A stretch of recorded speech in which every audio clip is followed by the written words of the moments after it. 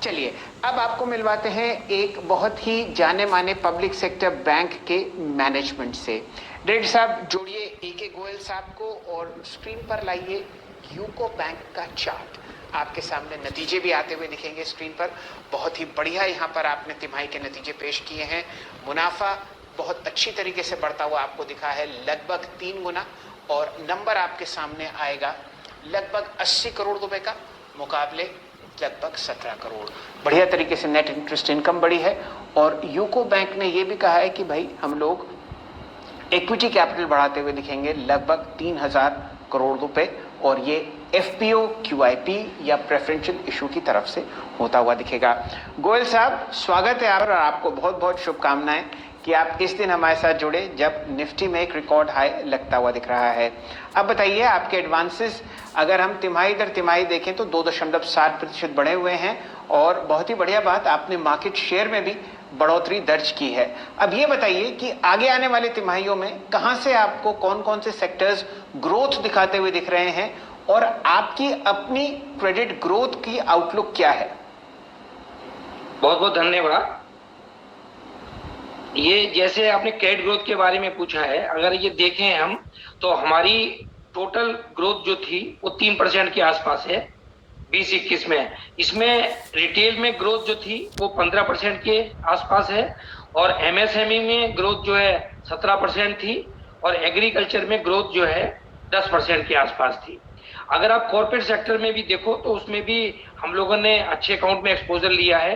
Infra में 1.5 demand, और आपका एनबीएफसी में भी अच्छी डिमांड थी, और आपका जो है सिविल सप्लाईज कंपनी जो प्रोक्योरमेंट करती है उसमें भी डिमांड थी, और ये पावर सेक्टर में भी डिमांड है।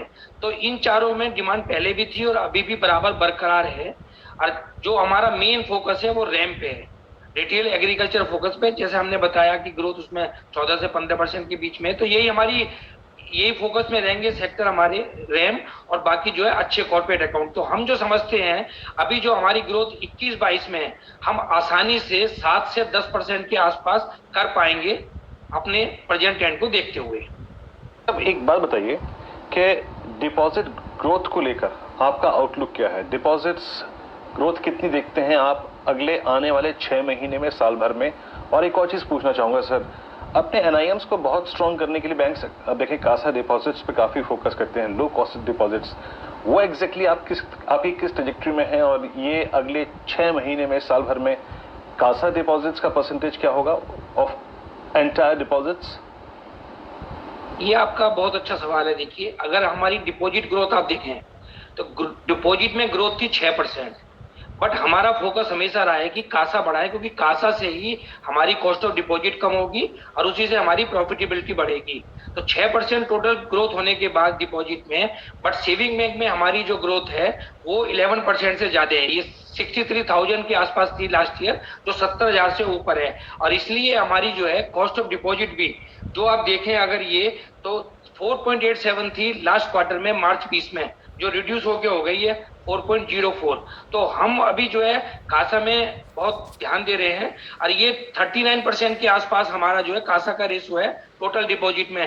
और हम आशा करते हैं कि जिस रेट रफ्तार से हमारी कासा की ग्रोथ बढ़ रही है, तो ये हम जो है 40% और 41% के बीच में इस फाइनेंशियल ईयर में इसको लेके जाएंगे।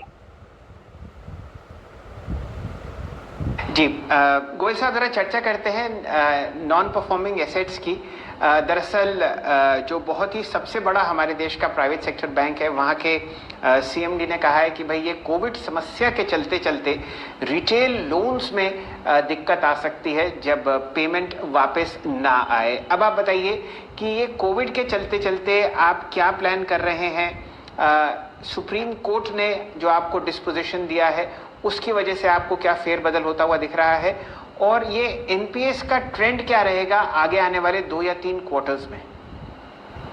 देखिए, जो सुप्रीम कोर्ट का था, सुप्रीम कोर्ट का दिसंबर तक कोई अकाउंट को एनपीए करने का नहीं था, बट वो बाद में लिफ्ट हुआ।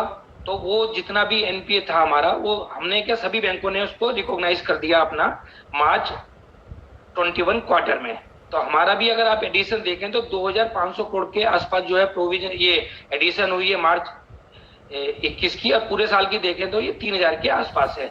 तो ये मार्च क्वार्टर की भी आपको पूरे साल की माननी चाहिए। तो अगर आप देखें हमारी टोटल जो है एडिशन थी पिछले साल 6181 करोड़ थी, जो इस साल घट के पूरे साल में 3102 करोड़ रह गई, जिसमें से 2450 जो है हमारी जो है मार्च में on account of the supreme court order जो है इसी में आई।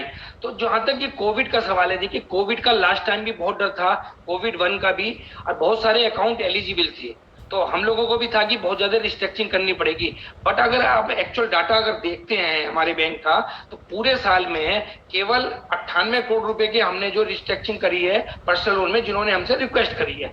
हालांकि हमने किसी को मना नहीं किया, जो एलिजिबिलिटी है सबको हमने कहा, बट उसमें से केवल 98 करोड़ के जो है पर्सनल लोन में रिस्ट्रक्चरिंग हुई। और एमएसएमई में देखते हैं तो पूरे साल में 236 करोड़ की रिस्ट्रक्चरिंग हुई है, जिसमें 155 करोड़ की अगस्त के बाद हुई है।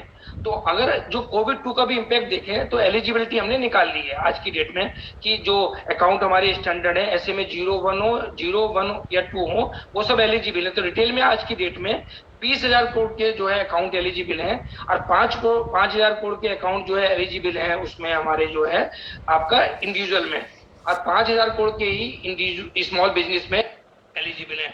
अगर आप डाटा देखते हैं एमएसएमई का, उसमें 14,000 करोड़ के अकाउंट एलिजिबल है।